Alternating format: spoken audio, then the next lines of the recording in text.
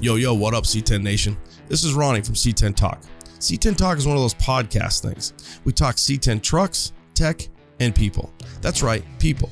Because it's the people that make the scene so rad-ass. The trucks are cool, but the people are cooler. You can check out the podcast on iTunes, Spotify, Pandora, iHeartRadio, C10Talk.com, and anywhere else you listen to your favorite podcasts. Thanks for checking out our latest video and being part of the C10 Nation.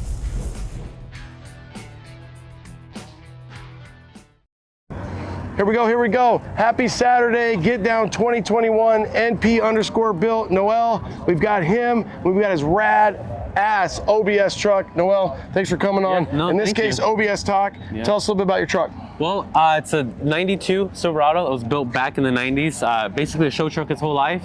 And I just found it down in Tucson and I brought it back to life. It just had a couple issues across it. Nothing too crazy, but other than that, I mean, it basically speaks for itself. So it's nothing too much to say about it. I mean, time capsule, really? Exactly. Right, so you think about some of these time capsules when it comes to these magazine style builds, SEMA style builds from back in the 90s.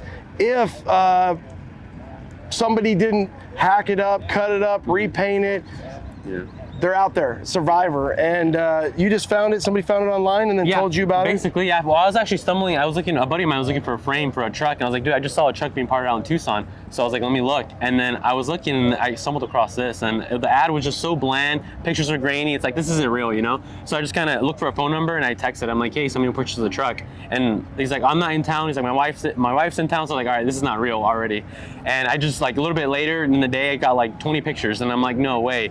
And I sent the pictures over to a buddy that runs an Instagram page that the 90s truck scene. Yeah, and he's like, dude, that's a magazine truck. So then I was like, all right, cool. I'm gonna go down and look at it. When you think about it and what you thought, for the audience, when you go from Phoenix to Tucson, it's about an hour and a half.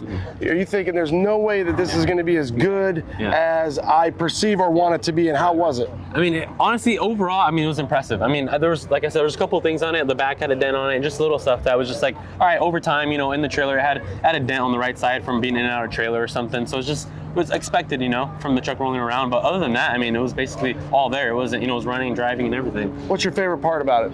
Ah, man, that's tough. I mean, the bottom, honestly, the whole bottom, the frame's all bodywork painted. I mean, it's got Corvette C4 IRS in the rear. It's all polished. Every nut has a cap on it. Just a rubber cap that snaps on there just to hide the nut. Just a whole nother level, really. Cool. Let's look at the interior real quick. Complete show interior.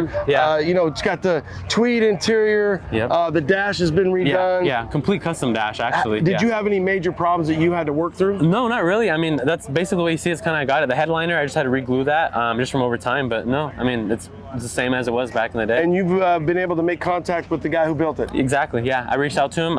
It was kind of easy through the paint job. I found actually the painter first, and then after I found him, his name is Patrick Maxwell. After I found him, then he told me who the guy was, and there's actually a magazine with the owner, and that's how I found the name. So then it kind of all backtracked, and that's how it worked out. So he's like Magnum PI of trucks. He's finding out who these people are, figuring out who owns them, and then Pat Maxwell, he has a truck here as well. Yes, exactly. He's out of Texas. Yeah, he is out of Texas. Yeah, but he sold the truck. I was actually talking to John about it. But yeah, somebody bought it, and the truck's here. And I saw it too, and I'm like, that's Patrick's truck, and he's not here, unfortunately, but the truck is. So we got two of them here.